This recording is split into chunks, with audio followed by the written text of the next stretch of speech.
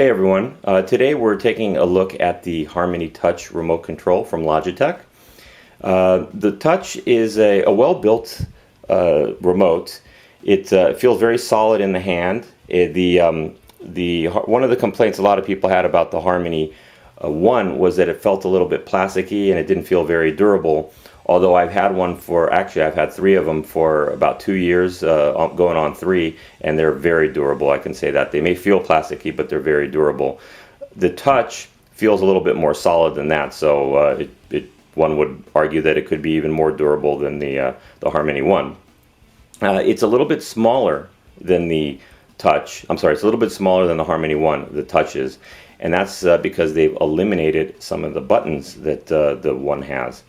They go to a touch screen type of device, and when we first got this, we were thinking that this is going to be great. It's a combination of a touch screen, which we like, because and the hard buttons, because one of the things we said was we did not like a remote control that was all touch screen. You need that tactile feedback that you get from hard buttons.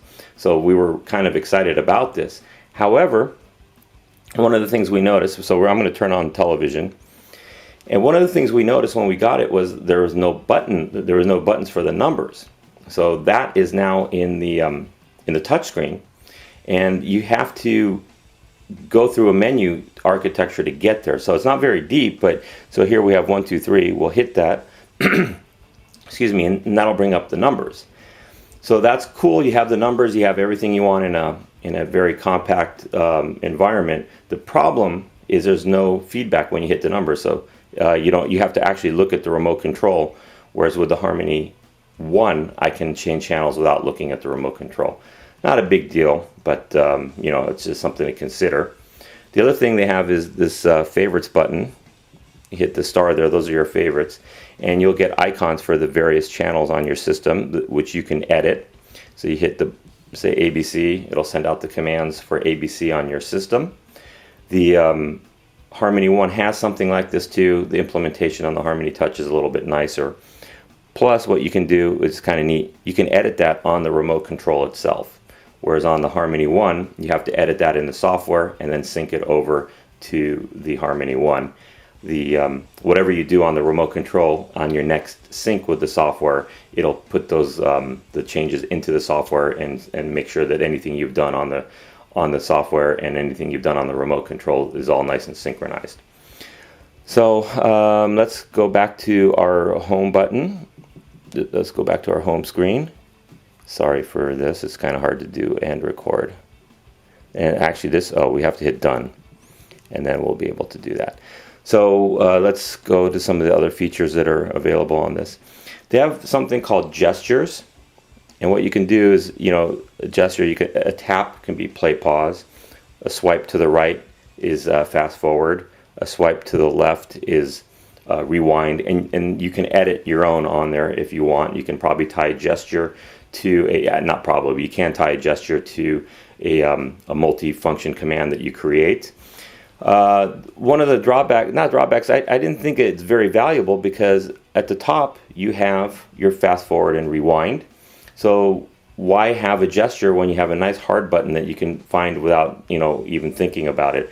Now granted, you can do gestures without thinking about it, but you have to actually go to the gestures page to do that. So I don't find that as a very valuable function. Some will. As I said, the transport controls are here up at the top, and one of the things you'll notice is there's a fast forward and a rewind. There are no skip forward and skip back. Now you can remap those buttons to be skip forward and skip back, but then you lose the fast forward and rewind. So it's kind of nice to have both of those, as the Harmony One does. So what I've done is I've created a skip forward and skip back command on the touch screen. The problem is you got to look at the screen to do it. I've also got the 3-minute skip in there that I've added through just sending out the skip command 6 times. So that's how you kind of bring functionality in, and you can scroll up and down to add more commands. You can, as we said with the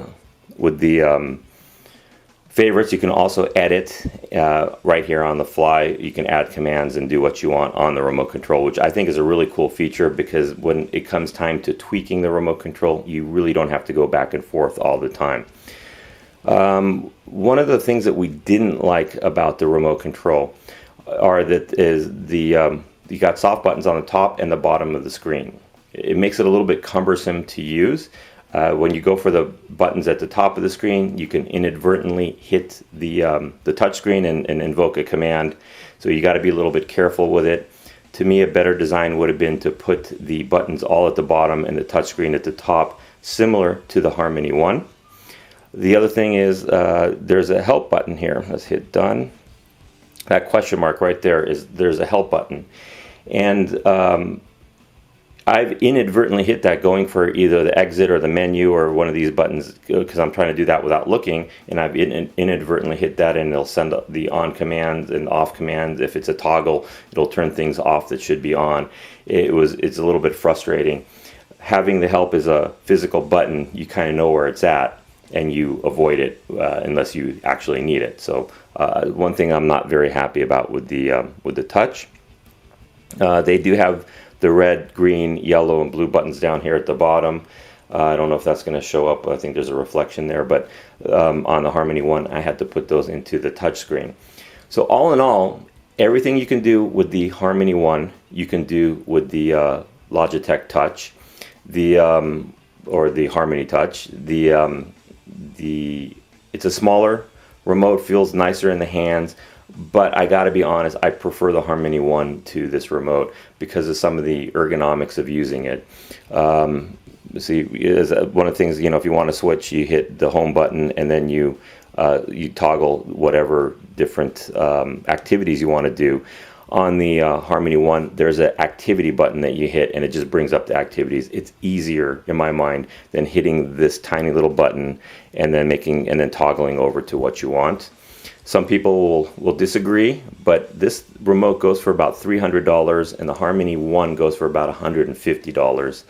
Now, you may be able to find them for cheaper prices, but at a minimum, the Harmony Touch is going to go for $100 more than the Harmony One.